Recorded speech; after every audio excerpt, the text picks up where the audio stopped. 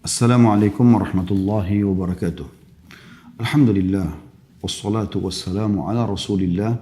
Segala puji dan puja kehadirat Allah subhanahu wa ta'ala. Juga salawat dan taslim kepada Nabi besar Muhammad sallallahu alaihi wa ala alihi wa sahbihi wasallam. Selamat bergabung teman-teman dari Malaysia. Ahlan wa sahlan.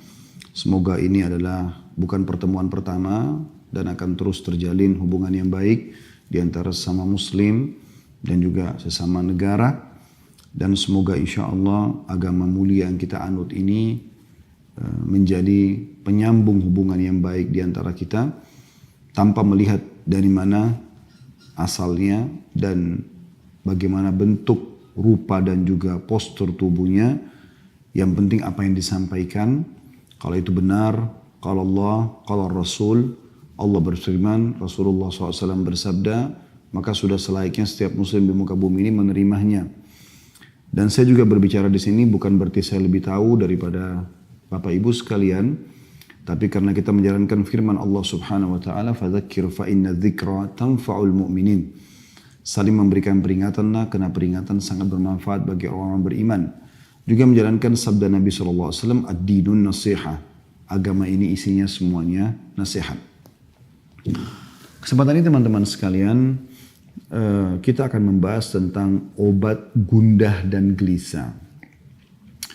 Gundah dan gelisah, sumpek, sedih, apapun istilah yang semakna dengan itu, mudah-mudahan ini juga difahami oleh teman-teman di Malaysia, karena ini bahasa yang kami gunakan di Indonesia, adalah sesuatu yang tidak diinginkan oleh semua orang. Kalau ditanya apakah Anda ingin gundah, gelisah, sedih, sumpek, ya, tentu jawabannya tidak.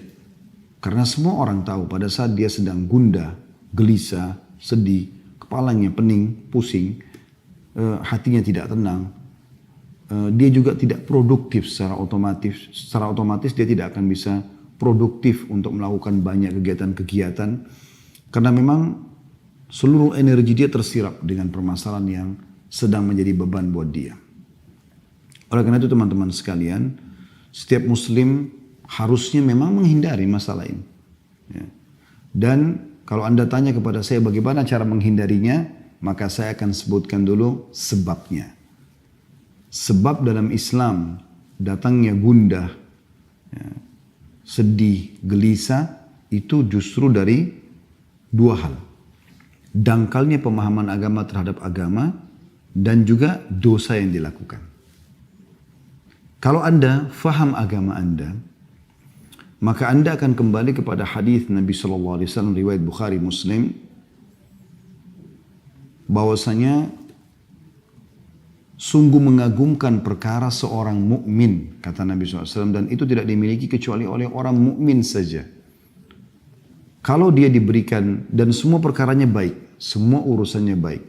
Kalau dia diberikan nikmat, dia sedang senang, maka dia selalu bersyukur. Kalau dia diberikan cobaan, maka dia akan bersabar. Kalau Anda punya ilmunya, Anda akan tahu. Ternyata pada saat selama ini saya senang, maka kuncinya supaya bertahan dan bertambah syukur. Pada saat cobaan sedang datang, maka saya bersabar, yaitu menerima keputusan Allah, kemudian ikhtiar mencari jalan keluar, maka kita akan mudah untuk melaluinya. Tentu dengan punya ilmu. Kalau orang belum faham ilmu ini, tentu mereka akan melaluinya dengan, kalau nikmat ada mereka tidak bersyukur, cobaan datang mereka tidak bersabar. Sehingga selalu dalam dua keadaan mereka berkeluh kesah. Dan ini akan memunculkan, menjadi penyebab munculnya kegelisahan. Karena selalu merasa tamak dan tidak cukup dengan nikmat yang ada, dan selalu tidak bisa melalui dengan kesabaran cobaan yang sedang ada. Padahal syukur dalam sebuah nikmat dan sabar dengan cobaan yang sedang datang, dua sayap. Ya. Seperti kalau pesawat punya dua sayap yang bisa mengimbangi perjalanan kita selama kehidupan di muka bumi ini. Bahkan Ali bin Abi Thalib radhiyallahu anhu menggambarkan sabar itu dalam masalah itu ibarat seperti kepala dalam tubuh seseorang. Kalau kepala tidak ada, maka tidak akan ada kehidupan. Seperti itu kurang lebih gambarannya, gitu kan. Dan seorang mukmin akan selalu nikmat datang dia syukuri, kalau cobaan datang dijadikan sebagai bahan introspeksi diri. Ada masalah apa? Kenapa Allah Subhanahu wa taala sedang menguji saya? Gitu kan? Karena memang ada hadis Nabi SAW yang sahih berbunyi, sesungguhnya seseorang bisa tertahan dari rezekinya, kenikmatan yang dia dapatkan justru karena dosa yang dia lakukan. Itu ilmu. Kalau dia tahu teorinya, dia akan lebih mudah untuk melaluinya. Oleh karena itu teman-teman saya ajak, jangan pernah berhenti untuk selalu komunikasi dengan para ulama-ulama kaum muslimin. Dengan da'i-da'i. Nah, di Indonesia Masya Allah melimpah sekali da'i-da'i dan ulama. Di Malaysia pun begitu. Saya beberapa kali diundang oleh teman-teman di sana. Masya Allah banyak tokoh-tokoh masyarakat kita yang punya ilmu, kapabilitas yang cukup. Tinggal bagaimana kita sering komunikasikan sama mereka. Pada saat Anda punya perusahaan, Anda selalu jangan lepas untuk komunikasi dengan para ulama. Kira-kira ini halal atau tidak. Kira-kira pegawai ini, kalau dia melakukan pelanggaran seperti ini, secara agama, saya udah boleh berhentiin atau belum. Gitu kan. Atau apa saja. Ya, sumber, modal, sistem yang sedang dipakai, produk yang dijual, apakah semua sudah sesuai dengan agama. Jadi selalu ada agama yang menjadi pengontrolnya. Begitu juga dengan Anda dalam rumah tangga. Ada figur ulama yang Anda jadikan sebagai penengah dalam masalah-masalah dalam rumah tangga. Apakah antara suami istri, apakah antara orang tua sama anak, apakah anak sama orang tua, atau mungkin sama kerabat secara umum. Ini satu sisi. Penyebab gundah gelisah ini adalah karena kurangnya ilmu. Sehingga selalu kalau nikmat ada tidak bersyukur, kalau ada cobaan tidak bersabar. Seperti itulah. Ya. Padahal kalau dia punya ilmunya, dia akan bisa melalui semua itu. Yang kedua, yang menjadi penyebab adalah dosa. Dan ini yang banyak sekali di antara kaum muslimin tidak memahaminya. Sebenarnya suntuk, sumpek, sedih itu karena dosa. Tidak ada alasan yang lain. Ya. Seperti ibaratnya Anda kerja di satu perusahaan, kalau Anda menjadi seorang pegawai yang prestasi, datang on time, kerjakan pekerjaan yang diminta, ya. Kita selalu mengikuti peraturan yang ada. Maka saya yakin Anda akan senang saja, happy aja di perusahaan itu. Begitu juga dengan atasan Anda pun akan mendapatkan semua bonus, gaji yang dijanjikan.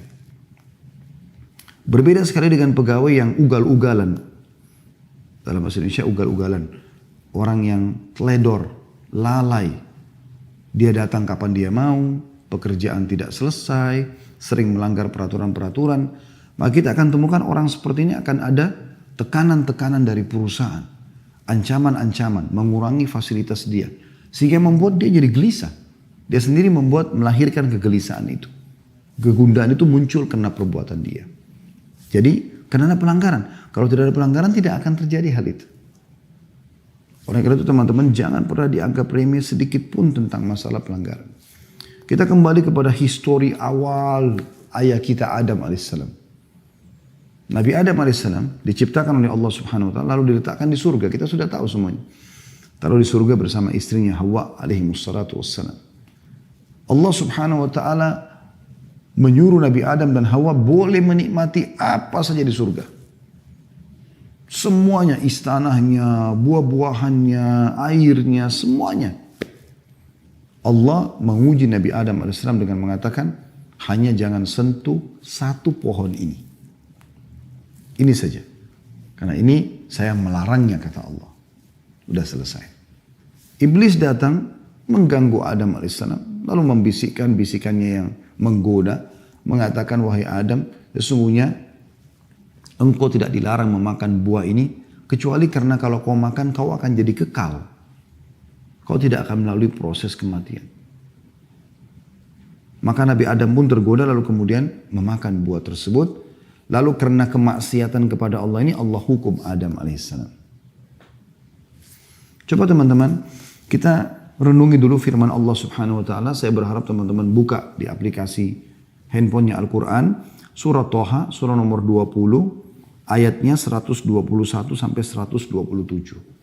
Saya ulangi, surah Toha, surah nomor 20, ayat 121 sampai 127. Saya akan bacakan. A'udzu billahi minasyaitonir rajim. Wa 'asa Adamu rabbahu fagawa. Thumma ijtabahu rabbuhu fataba 'alaihi wa hada. Qala ihbita minha jami'an ba'dukum li ba'din aduwwun fa imma ya'tiyannakum minni hudan faman ittaba'a hudaya fala yadhillu wa la yashqa wa man a'rada an dhikri fa inna lahu ma'ishatan dhankan wa nahsyuru yawmal qiyamati a'ma qala rabbi lima hasyartani a'ma wa qad kuntu basira qala kadzalika atatka ayatuna fanasitaha wa kadzalika al-yawma tunsa wa kadzalika najzi man asrafa wa lam yu'min bi ayati rabbih wal 'adzabul akhirati ashaddu wa abqa. Terjemahannya, dan Adam pun mendurhakai Rabbnya. Ini awal kemaksiatan terjadi. Maka ia pun sesat. Allah sudah larang. Allah subhanahu wa ta'ala sebagai pencipta, saudaraku seiman, memberikan kepada Anda banyak sekali nikmat. Dan opsinya, pilihannya banyak sekali. Kayak misalnya makanan. Boleh makan sapi, kambing, ayam, kelinci. Semua hewan yang ada di lautan. Halal. Dan Allah haramkan sebagian. Babi, anjing atau yang bertaring. Jadi yang halal lebih banyak. Begitulah kasus Nabi Adam alaihissalam. Di surga banyak sekali pilihannya. Yang dilarang cuma satu. Tapi ternyata efek daripada pelanggaran pada satu ini membuat Nabi Adam alaihissalam dikeluarkan dari surga itu. Dikeluarkan dari fasilitas yang ada. Perhatikan selanjutnya. Kemudian Rabbnya Adam alaihissalam memilihnya. Maka dia menerima taubatnya dan memberi Adam petunjuk. Artinya pada saat itu Nabi Adam alaihissalam menyesal. Kemudian beliau bertaubat dan Allah terima taubatnya. Lalu Allah berfirman, turunlah kamu berdua dari surga bersama-sama. Sebagian kamu menjadi musuh sebagian yang lain. Adam dan iblis yang menggodanya. Maka jika datang kepadamu petunjuk dariku, di muka bumi ini akan datang nanti petunjuk-petunjuk wahyu turun dari langit. Barang siapa yang mengikuti petunjukku, kata Allah, ia tidak akan sesat dan tidak akan celaka. Makna tidak sesat dan tidak celaka, tidak sedih, tidak sumpek, ya, tidak gundah. Dia akan bahagia. Dan barang siapa yang berpaling dari peringatanku, tidak mau menikmati apa yang Allah halalkan dan sibuk dengan apa yang Allah haramkan. Padahal yang haram itu sedikit sekali ya. Tadi contoh makanan sudah saya berikan gambaran. Begitu juga dengan contoh minuman. Allah misalnya haramkan khamr, nggak boleh minum khamr yang memabukkan, nggak boleh narkotika. Allah ganti dengan susu, madu, sirup, banyak yang lain. Minuman halal. Allah haramkan zina. Kita butuh syahwat, ada syahwat untuk melampiaskan sama lawan jenis. Tapi Allah buka pintu nikah. Dan ada solusi, bukan tidak ada solusi dalam Islam. Makanya Allah bilang, siapa yang berpaling dari peringatanku, tetap memilih sesuatu yang bermaksiat kepadaku, maka sungguhnya baginya penghidupan yang sempit. Sempit ini tadi, gundah, sedih, sumpek. Siapa yang bermaksiat kepada Allah, ini diancamkan seperti ini. Dan kami akan mengumpulkannya pada hari kiamat dalam keadaan buta. Dibangkitkan nanti di mahsyar hari kiamat, buta. Lalu dia akan berkata, ya Robku, wahai penciptaku, mengapa engkau menghimpun aku dalam keadaan buta? Padahal aku dahulu, maksudnya di dunia, dalam keadaan bisa melihat. Allah berfirman, demikianlah. Telah datang kepadamu ayat-ayat kami. Maka kamu melupakannya. Dan begitu pula pada hari ini pun kamu dilupakan.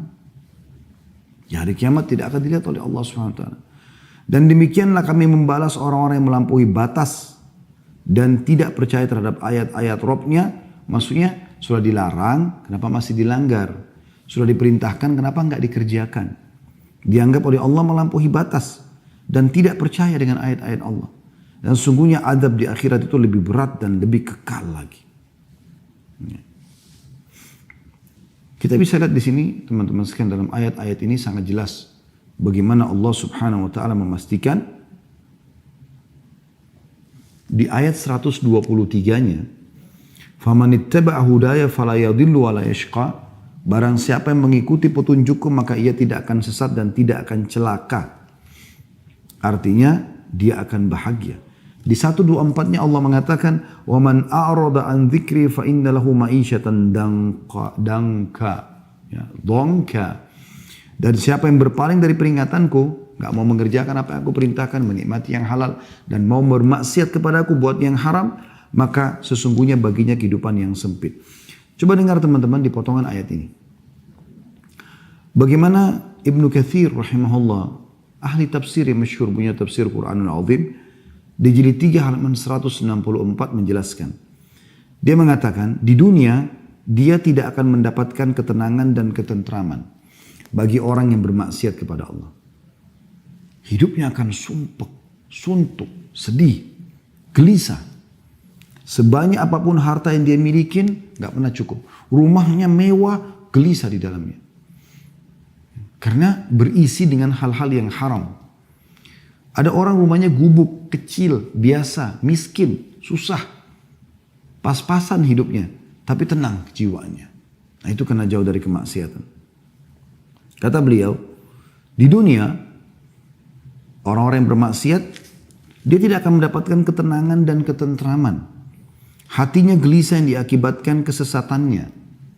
Meskipun zahirnya yang kelihatan nampaknya begitu enak. Bisa mengenakan pakaian yang ia kehendaki. Bisa mengkonsumsi jenis makanan apa saja yang dia inginkan. Bisa tinggal di mana saja yang ia kehendaki. Ini perkataan Ibnu Katsir rahimahullah ya. Selama ia belum sampai pada keyakinan dan petunjuk, maka hatinya akan senantiasa gelisah, bingung, ragu, dan masih terus saja ragu. Inilah bagian dari kehidupan yang sempit. Subhanallah, orang yang melakukan perzinahan misalnya. Walaupun dia masuk ke dalam hotel bintang 5, dia akan berzina dengan seorang pasangan yang sempurna secara fisik. Laki-lakinya tampan, putih, kaya, pinter. Perempuannya juga begitu, cantik, tinggi, putih, segala macam. Ya. Nah, tetap saja pada saat mereka mau melakukan, mereka punya rasa ketakutan. Dan pada saat mereka sudah melakukannya pun, tidak ada ketentraman jiwa. Ada sesuatu yang sumpek. Ketakutan, ada beban pikiran. Tidur mimpinya buruk. Dan akan sangat beda sekali dengan orang yang melakukan dengan pasangan halalnya, suami istri. Mereka akan tenang secara kejiwaan. Orang juga semua tahu mereka dalam kamar melakukan biologis. Ke hotel pun mereka tidak pernah ragu karena jelas statusnya, jelas pasangan halal suami istri. Maka biologis pun setelah biologis itu tenang. Terlihat wajahnya berseri-seri. Berbeda. Halal sama haram beda. Kata beliau, alangkah seringnya kita melihat dan mendengar berita tentang orang-orang yang memiliki harta yang sangat banyak. Mati bunuh diri dengan terjun dari tempat-tempat yang tinggi atau gedung-gedung. Apa yang menyebabkan mereka melakukan itu? Pasti penyebabnya adalah sempitnya kehidupan yang menderahnya akibat berpaling dari zikrullah. Kalau orang-orang yang berpaling dari zikrullah mengingat Allah tidak bertaubat, maka akibatnya mereka akan dikumpulkan pada hari kiamat di padang mahsyar dalam keadaan buta. Sebagaimana Allah sudah menyebutkan itu dalam surah Al-Isra, surah nomor 17 ayat 72. A'udzu billahi minasyaitonir rajim wa man kana fi hadhil a'ma fa huwa fil akhirati a'ma wa adallu sabila. Siapa yang dalam kehidupan dunia ini buta hatinya dari maksiat kepada maksiat dan orang-orang yang tidak punya ilmu agama, mereka kalau buat dosa, mereka tidak taubat. Mereka sudah berzina, mereka sudah mencuri, mereka sudah membunuh. Lalu mereka tidak tahu harus kemana arahnya. Besoknya diulangi lagi, berzina lagi, ke diskotik lagi, mabuk-mabukan lagi. Tambah sumpek di atas sumpek. Dan akhirnya membuat dia menutup hidupnya dengan bunuh diri. Berapa banyak orang, aktor-aktor yang sudah terkenal, sudah sampai pada tingkat ya, terkenal sekali, famous sampai luar biasa, seluruh dunia mungkin mengenalnya. Tapi ditutup hidupnya dengan narkotika. Ditutup hidupnya dengan bunuh diri. Ya. Ribut rumah tangganya. Dan segala macam hal. Tidak sedikit ada orang yang datang konsultasi sama kami begitu keadaannya. Secara zahir kelihatannya bahagia. Karena selalu di medsos itu tampil mesra sama pasangannya. Expose ini, expose. Tapi di dalam tidak seperti itu. Mereka ada yang banyak datang kepada kami berbicara dan ternyata tidak seperti itu keadaannya. Tidak seperti apa yang diperlihatkan di depan umum. Dan itu yang terjadi. Oleh karena itu teman-teman sekalian, kita harus benar-benar memikirkan masalah ini. Kalau ternyata penyebab dan akibat daripada maksiat ini besar sekali. Ya, besar sekali akibatnya. Baik, kita coba teman-teman sekalian lebih dalam lagi untuk mempelajari kira-kira efek-efek apa yang didatangkan dari kemaksiatan itu. Seperti apa sih kira-kira? Yang pertama sekali yang bisa datang, ya, yaitu dia akan mendatangkan kemurkaan Allah Subhanahu wa Ta'ala. Dan murka Allah ini berbahaya sekali. Karena kalau sudah Allah pencipta langit dan bumi ini murka, pemilik jasad Anda murka dengan Anda, ini bahaya sekali. Segala macam ancaman bisa datang kepada Anda. Tadi biar kita pakai baju bagus, biar rumah kita bagus, di apartemen mewah, punya mobil mewah, pekerjaan banyak, titel dan jabatan menumpuk. Tetap sumpah. Tetap sedih. Karena sebenarnya dia sedang melakukan sesuatu yang merusak hubungan dia dengan Sang Pencipta langit dan bumi. Karena kita kalau sedang punya nikmat teman-teman sekalian, lagi makan enak, lagi berpakaian, lagi segala macam enak, yang ciptakan kita Allah, yang ciptakan nikmat itu Allah, yang bisa mempertahankannya hanya Allah. Kalau kita sedang sedih dan punya masalah, maka yang ciptakan kita Allah, yang ciptakan masalah itu Allah, yang bisa menghilangkannya juga hanya Allah. Itu yang sering Anda dengar mungkin, Qul inna salati wa nusuki wa mahyaya wa mamati lillahi rabbil alamin. Katakan hai Muhammad dan ajarkan kepada umatmu. Salatku, ya, Qul inna salati wa nusuki, sembelihanku, ya, ibadahku, wa mahyaya, kehidupanku, wa mamati, dan hidup matiku lillahi rabbil alamin. Itu Tuhan alam semesta. Itu konsep dasarnya seorang muslim. Anda kalau punya masalah teman-teman sama siapapun, yang paling pertama Anda jadikan bahan muhasabah adalah bagaimana Anda bermuhasabah, introspeksi diri, hubungan Anda dengan Allah Subhanahu wa Ta'ala. Enggak usah repot teman-teman, sibuk mengkanter, ini orang fitnah saya, ini orang gibah saya, enggak ada gunanya. Usaha saya bangkrut karena sebab ini, sebab itu hanya sebab-sebab agar ada cerita di tengah manusia. Sebenarnya inti permasalahan yang Anda belum paham. Anda sedang membuka pintu kemurkaan Allah yang di langit. Sehingga Allah mendatangkan sebab permasalahan itu muncul semuanya. Perhatikan hadisnya riwayat Imam Ahmad. Kata baginda Nabi SAW, Allah berfirman dalam hadis Qudsi, Aku Allah, tidak ada Tuhan selain aku. Jika aku ditaati, aku ridho. Dan jika aku ridho, maka aku akan memberi berkah. Dan keberkahanku tidak ada akhirnya. Jadi kalau aku sudah ridho kata Allah SWT, aku akan berikan apa saja. Termasuk kebahagiaan, ketentraman, kecukupan, segala macam. Tapi jika manusia maksiat kepadaku, berbuat dosa kepadaku, melanggar, aku murka. Dan jika aku murka, aku akan melaknatnya. Dan laknatku akan sampai pada 7 turunannya. Artinya akan turun kepada orang-orang ini. Bahaya sekali. Ya. Dan ini poin yang harus digarisbawahi teman-teman. Cukup kemurkaan Allah Subhanahu wa Ta'ala ini datang kepada kita, ini bahaya sekali. Maksiat kepada Allah juga ini bisa menghalangi Anda dari ilmu, ide-ide yang bagus, yang brilian gitu. Dinukil dalam sebuah kisah Imam Syafi'i rahimahullah berkata, beliau sering kalau dikasih hafalan oleh gurunya Imam Waqi, hafal lupa, hafal lupa. Maka dia bilang dalam syairnya yang masyhur, Syaqautu ila waqi'i su'a hifdhi. Aku keluhkan kepada Imam Waqi tentang buruknya hafalanku. Fa akhbarani bi anna fa arsyadani ila tarki ma'asi. Maka dia memerintahkanku untuk meninggalkan dosa-dosa. Wa akhbarani bi anna ilma nurun, dan dia menyampaikan kepadaku bahwasanya ilmu itu adalah cahaya. Ya. Wa nurullahi la yu'ta li'asi. Dan cahaya Allah tidak akan diberikan kepada orang yang bermaksiat. Oleh karena itu teman-teman sekalian, maksiat Anda lakukan ini akan menghalangi Anda dari ilmu agama, memahami ilmu agama. Dan ini adalah panduan hidup Anda. Ilmu agama ini seperti bodyguard. Karena Anda mau makan, mau minum, mau bergaul, mau bekerja, ilmu agama akan datang seperti bodyguard. Ini boleh, ini nggak boleh. Ini nggak bisa Anda fahamin karena buat maksiat. Hilang panduan hidup itu.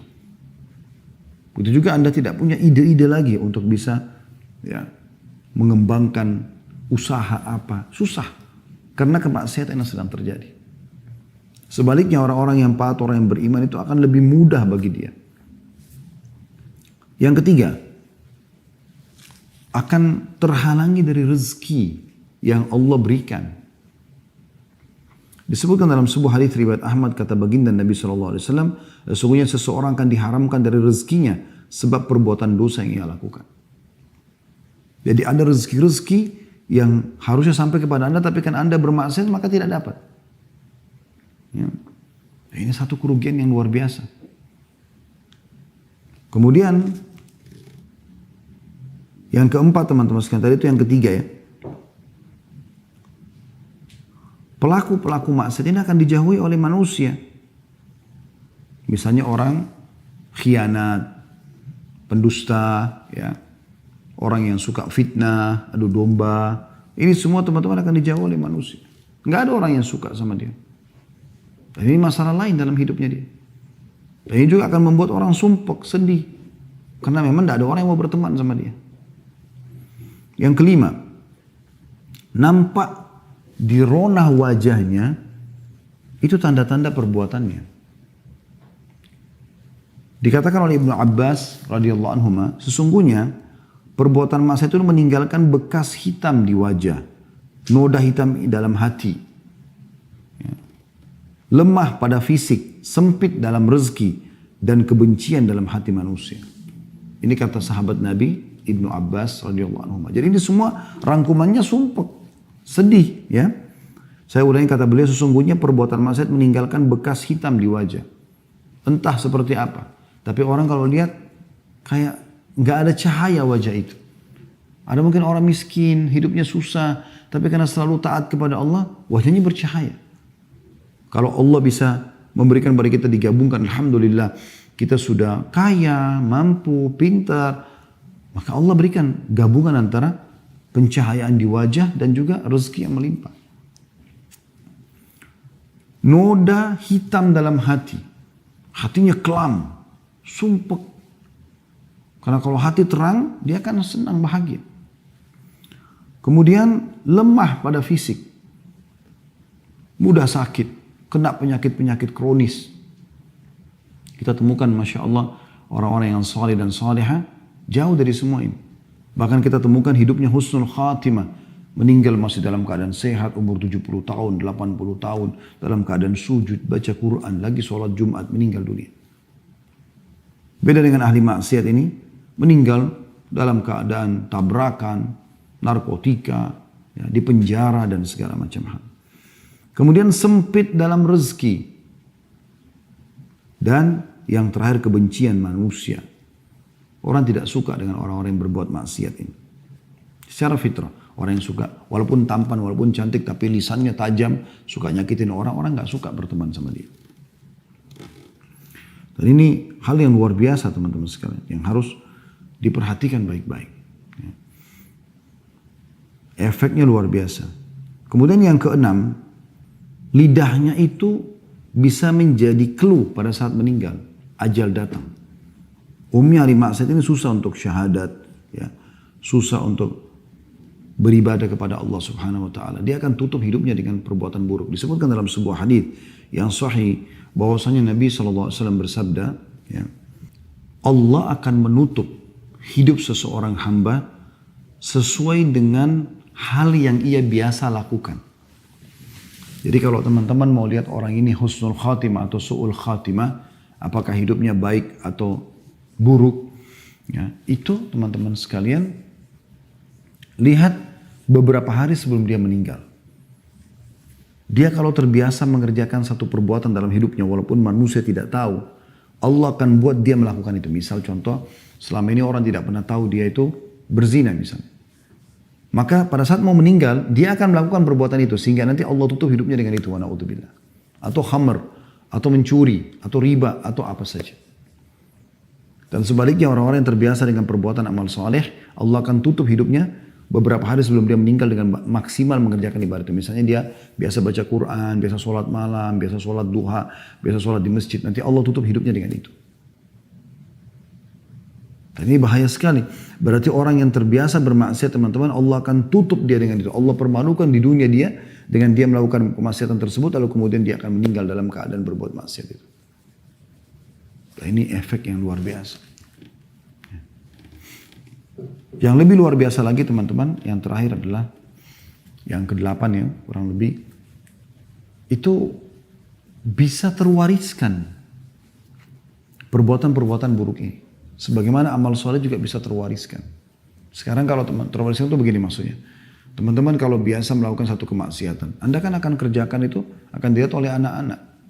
Anak-anak mungkin akan menjadikan sebagai contoh dan tolok ukur. Oh ternyata ayah saya itu begini, ibu saya itu begini. Kita temukan dalam rumah tangga teman-teman sekalian, kalau seandainya ada orang yang terbiasa teriak-teriak misalnya, bertengkar, berkelahi sama pasangannya, maka kita temukan anaknya itu memang suka teriak-teriak. Kalau di rumah itu santun, sopan, baik, maka juga begitu kondisi anak-anaknya. Keluarga itu biasa orang tuanya sholat, ya, berbagi, bersedekah, anak juga akan seperti itu. Tapi kalau mereka biasa buat kemaksiatan, anak juga kita akan temukan seperti itu. Yang kita temukan biasa orang-orang yang istilahkan broken home dan segala macam. Anak-anaknya karena dilihat ibunya sama laki-laki lain, ayahnya sama laki-laki lain. Di rumah ada khamr, di rumah ada narkotika dan segala macam hal. Anaknya jadi ikut-ikutan. Dan itu terwariskan. Itu bahaya sekali. Makanya Umar bin Khattab radhiyallahu anhu itu pernah lewat di rumah salah satu penjual susu di kota Madinah di malam hari. Kebetulan yang jual susu ini seorang nenek tua, punya cucu. Cucunya perempuan. Kemudian dia mengatakan pada cucunya, susu sekarang ini mulai banyak saingan yang menjual. Dan kita perlu menambah dengan air, campur dengan air. Supaya kita juga bisa dapat keuntungan.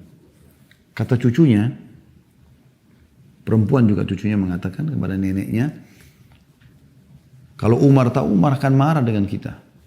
Sebenarnya Umar bin Khattab radhiyallahu anhu lagi ada di dekat dinding rumah mereka. Ya. Dia sedang mendengar itu. Tapi mereka berdua ini tidak tahu kalau Umar bin Khattab ada di situ. Maka kata neneknya, Umar nggak ada, Umar nggak dengar. Kata si anak perempuan tersebut dengan penuh keyakinan. Sambil menangis dia mengatakan, kalau Umar tidak tahu bagaimana dengan Tuhannya Umar. Saya takut nenek. Maka dia pun menangis terisak-isak. Apa yang terjadi? Dengan tangisan si anak perempuan, cucu perempuan tadi ini, Umar bin Khattab pulang ke rumahnya, bangunkan anak-anak laki-lakinya, lalu menawarkan siapa yang mau menikah dengan cucunya penjual susu. Pada waktu itu Umar bin Khattab khalifah. Anaknya semuanya ada anak-anak raja. Disuruh nikah dengan cucu penjual susu. Kenapa? Karena Umar bin Khattab tahu bahwasanya si cucu tadi ini tidak mungkin mengingatkan neneknya sambil menangis kecuali karena keimanannya. Umar bin Khattab membeli keimanan itu karena tahu nanti juga akan terwariskan itu. Dan ternyata betul sebagian ulama mengatakan dari anak Umar yang bernama Asim menikah dengan cucu penjual susu tadi, lahirlah Abdul Aziz, dan dari Abdul Aziz lahir Umar bin Abdul Aziz yang terkenal dengan kesolehannya. Jadi ini bisa saja terjadi. Gitu kan. Ini efek-efek yang luar biasa. Baik, kita tutup teman-teman sekalian dengan lalu apa yang harus kami lakukan. Yang pertama, jauhi semua kemaksiatan teman-teman. Apapun alasannya semaksimal mungkin. Mulai sekarang jangan lagi berbuat dosa-dosa dan Anda pribadi lebih mengerti dosa apa yang sedang Anda lakukan. Anda lebih tahu. Jadikan bahan muhasabah. Karena memang ada timbangannya. Kalau ini timbangan dosa dan ini timbangan amal saleh. Selama ini masih berimbang, Anda masih buat dosa dan Anda juga masih ibadah. Anda sholat, Anda tutup aurat. Tapi Anda juga, teman-teman sekalian, masih berzina, masih khamr dan seterusnya. Maka tidak akan ada kenikmatan dalam ibadah ini. Gak ada kehusyuan dalam sholat, tidak ada kenikmatan ibadah. Gitu loh. Ini poin yang harus digarisbawahi. Ya. Kapan ini ada kenikmatannya? Kalau dia naik rate-nya dan maksiat ini turun. Dengan cara Anda tutup, kunci. Nanti Anda akan rasakan kalau Anda tutup pintu dosa, Anda lebih tahu dosa masing-masing, Anda coba muhasabah, apa yang Anda lakukan pelanggaran dalam keseharian, coba tutup. Seminggu, sebulan, berhentikan. Caranya baca ancaman Allah di dosa itu. Ketik di Google, ancaman zina, ancaman riba, ancaman ini. Supaya Anda tinggalkan. Nanti ini kalau terkunci, Anda lakukan ibadah yang biasa saja. Sholat 5 waktu, sholat duha, zikir pagi petang, baca beberapa ayat Al-Quran, silaturahim keluarga yang sudah biasa. Ini akan naik nanti, naik.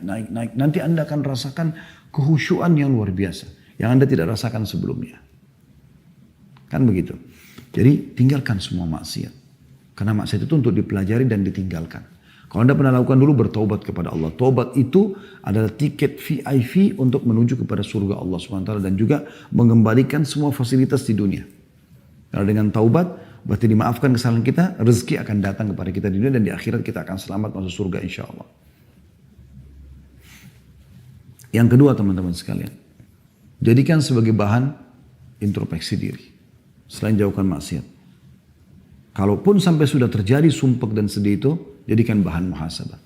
Kalau Anda punya kesalahan, taubat kepada Allah. Kalau Anda tidak salah dan ternyata ada gunjingan, ada fitnah yang datang, maka itu murni cobaan dari Allah. Anda bersabar. Aisyah radhiyallahu anha ummul mukminin difitnah berzina sama Safwan, padahal beliau tidak kerjakan. Tapi itu hanya akan menambah kemuliaan bagi dia. Karena kadang-kadang untuk pindah ke satu level, Allah datangkan ujian kepada Anda. Kata sebagian ulama, ada sebagian hamba Allah, ini perumpamaan, yang dia akan disampaikan oleh Allah di derajat yang sangat tinggi di surga. Yang dia tidak bisa jangkau kecuali dengan 100 tahun sholat malam, 100 tahun sholat duha, 100 tahun sedekah, 100 tahun bakti sama orang tua. Tapi umur dia hanya 60 tahun. Umur dia hanya 60 tahun. Maka Allah datangkan ujian buat dia. Dia difitnah, bangkrut usaha, kena penyakit 10 tahun. Untuk mencapai derajat tersebut. Karena dengan amal sholat dia tidak cukup. Kalau dia tidak ada buat kesalahan. Kalau dia buat kesalahan, ya sudah introspeksi diri. Tutupin aib itu, bertobat kepada Allah, kembali kepada Allah SWT. Jadi poin pertama, tinggalkan semua maksiat semaksimal mungkin. Kalau Anda bisa lakukan, sudah selesai. Alhamdulillah. Tapi kalau sudah terlanjur terjadi, tahap kedua adalah bagaimana Anda introspeksi diri. Kalau dari diri Anda, segera tobat kepada Allah. Kemudian kalau bukan dari Anda, murni cobaan, maka bersabar. Yang ketiga, dan ini yang tidak kalah penting teman-teman sekalian, sering ucapkan doa-doa. Ada beberapa doa. Ya. Yang pertama sekali adalah, saya ingin sebutkan hadis Nabi SAW. Dan ini disebutkan kalau Rasulullah SAW sedang merasa ada penderitaan, ada kesusahan, maka beliau membaca ini.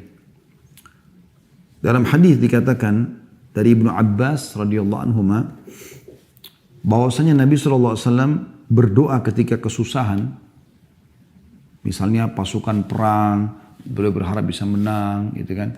Ada masalah-masalah peceklik yang sedang datang, musim panas, maka Nabi SAW baca La ilaha illallahul azimul halim. Ya, kalau sempat tulis Alhamdulillah, kalau enggak maka mungkin bisa didengarkan, semoga bisa dihafal. La ilaha illallahul azimul halim. Artinya tidak ada Tuhan yang berhak disembah kecuali Engkau ya Allah. Al-azim yang maha agung, al-halim ini adalah yang maha bijaksana, lembut. La ilaha illallah rabbul arsyil azim. Ini potongan keduanya. Tidak ada Tuhan yang berhak disembah kecuali Allah, pemilik singgasana yang agung. Potongan ketiga, La ilaha illallahu rabbus samawati wa rabbul ardi wa rabbul arsyil karim. La ilaha illallah, tidak ada Tuhan yang berhak disembah kecuali Allah. Rabbus samawati wal ard. Tuhan pemilik langit dan pemilik bumi. Wa rabbul arsyil karim. Pemilik singgasana yang agung. Jadi saya ulangi, La ilaha illallahul halimul. La ilaha illallahul azimul halim. Azim agung, halim itu sabar, penyayang, dan seterusnya bisa bermakna itu. Kemudian, La ilaha illallah rabbul arsyil azim. Tidak ada Tuhan yang berhak disembah kecuali Allah, pemilik singgasana yang agung. La ilaha illallah, tidak ada Tuhan yang berhak disembah kecuali Allah. Rabbus samawati wa rabbul ard. Tuhannya langit dan Tuhannya bumi. Wa rabbul arsyil karim, dan pemilik singgasana yang mulia. Ini diriwayatkan oleh Bukhari Muslim. Jadi Nabi SAW sering ucapkan itu kalau beliau merasa ada sesuatu yang mengganjal. Kemudian dalam hadis yang lain disebutkan dari Abu Bakar radhiyallahu anhu, beliau mengatakan bahwasanya Rasulullah SAW mengajarkan tentang doa resah, doa sedih, gundah, yaitu membaca Allahumma rahmataka arju fala takilni ila nafsi tarfata ain aslih li sya'ni kullahu la ilaha illa ant. Artinya Allahumma rahmataka arju, ya Allah rahmatmu lah yang aku harapkan. Fala takilni ila nafsi tarfata ain, maka jangan pernah engkau sandarkan keputusanku pada diriku sekejap mata. Jadi biarkan engkau yang memutuskan semua ya Allah. Aslih li sya'ni kullah, perbaikan semua urusanku. La ilaha illa ant, tiada Tuhan yang berhak disembah kecuali engkau. Hadis ini sahih, diriwayatkan oleh Abu Daud dan dihasankan oleh Syekh Albani. Juga dalam riwayat yang lain, riwayat yang dihasankan oleh Albani, diriwayatkan oleh Tirmidzi, yaitu dari Anas bin Malik radhiyallahu anhu bahwasanya Nabi SAW jika disusahkan sebuah perkara, beliau membaca ya Hayyu ya Qayyum birahmatika astaghits. Wahai zat yang maha hidup dan terus menerus mengurus makhluknya, ya Hayyu ya Qayyum birahmatika astaghits, dengan rahmatmu lah aku memohon pertolongan. Kemudian dalam hadis yang lain, ini beberapa jenis doanya ya, ini kurang lebih doa yang keempat dalam hadis riwayat Abu Daud dan dihasankan oleh Syekh Albani dari Asma binti Umais radhiyallahu anha, beliau berkata bahwasanya Rasulullah SAW bersabda kepada dia, maukah aku ajarkan kepadamu beberapa bacaan yang kalau kau baca ketika kamu susah? Maka dia mengatakan iya. Maka kata Nabi SAW, bacalah Allahu Rabbi la usyriku bihi syai'a. Allahu Rabbi, Allah adalah Tuhanku. Dua kali Allah yang disebutkan. La usyriku bihi syai'an, aku tidak menyekutukan sesuatu dengannya. Dalam sebuah riwayat dikatakan, man asabahu hammun au ghammun au saqamun au shiddah faqal, siapa yang tertimpa resah, gundah, sakit, kesulitan, kesempitan, lalu dia mengucapkan Allahu Rabbi la syarikalah, Allah Tuhanku tidak ada sekutu bersamanya, kecuali pasti Allah akan angkat darinya. Hadis ini riwayat Tabarani dan disahihkan oleh Syekh Albani.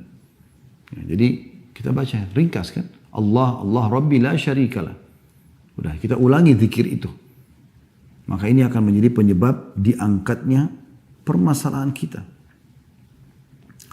Dalam hadis yang lain juga kata Nabi SAW dari Abdullah bin Mas'ud radhiyallahu anhu, tiada sesuatu kegundahan dan kesedihan, sumpek, gelisah yang menimpa seseorang lalu dia membaca Allahumma inni abduka, ya Allah sungguhnya aku adalah hambamu, wabni abdika, dan anak hambamu laki-laki, wabni amatika, dan anak hambamu perempuan, maksudnya ayahku adalah hambamu, ibuku juga adalah hambamu.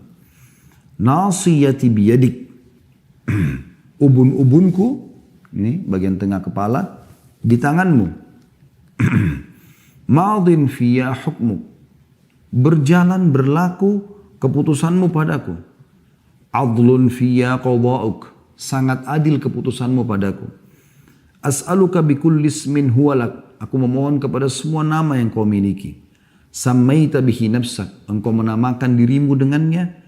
Au 'allamtahu ahadan min khalqik, atau engkau mengajarkan kepada salah satu hambamu. Au anzaltahu fi kitabik, atau engkau turunkan pada kitabmu. Au sta'tharta bihi fi ilmil ghaibi 'indak, atau engkau menyimpannya di sisimu, di ilmu ghaib milikmu.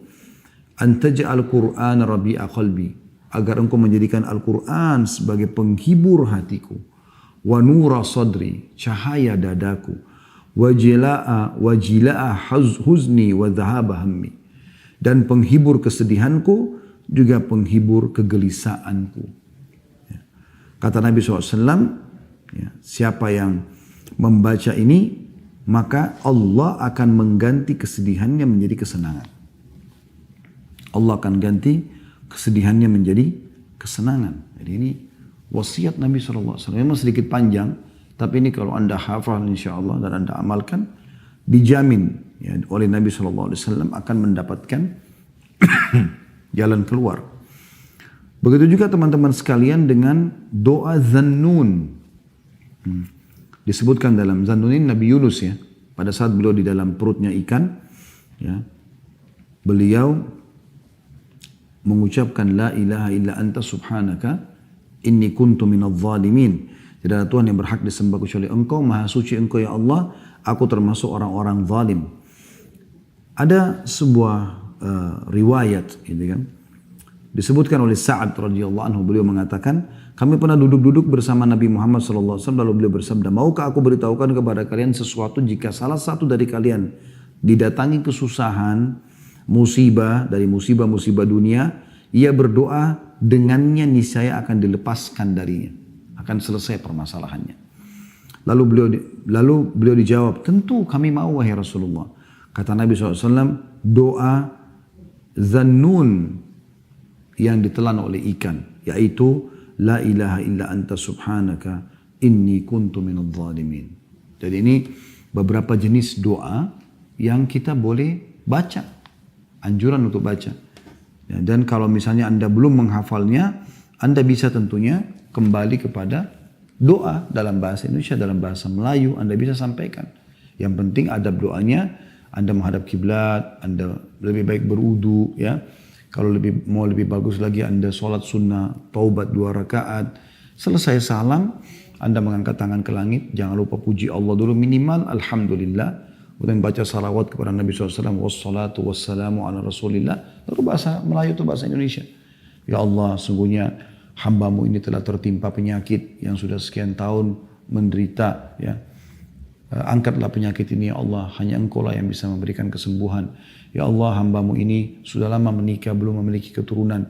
Maka mudahkanlah keturunan untukku ya Allah. Sebagaimana Engkau karuniakan keturunan kepada Nabi Zakaria. Ya. Karena Nabi Zakaria menikah kurang lebih 70 tahun baru dapat anak. Ya. Kemudian bisa juga misalnya ada masalah lain, ya Allah, sungguhnya hamba sudah terlilit utang yang sangat banyak. Ya, dan ini kesalahan hamba mohon ampun kepadamu ya Allah. Mudahkan hambamu untuk selalu ya, bisa punya peluang untuk menyelesaikan utang tersebut sebelum meninggal dunia. Dan semua keluh kesah kita bahasakan dengan penuh keyakinan teman-teman. Karena kata Nabi SAW, berdoalah kalian kepada Tuhan kalian dalam kondisi yakin akan diterima. Karena Allah tidak akan terima doa dari hati yang lalai. Dari hati yang lalai. Ya. Ini kurang lebih gambarannya.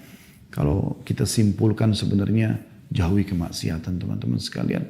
Karena dia sumber kesedihan, sumpah, sedih dan segala macam.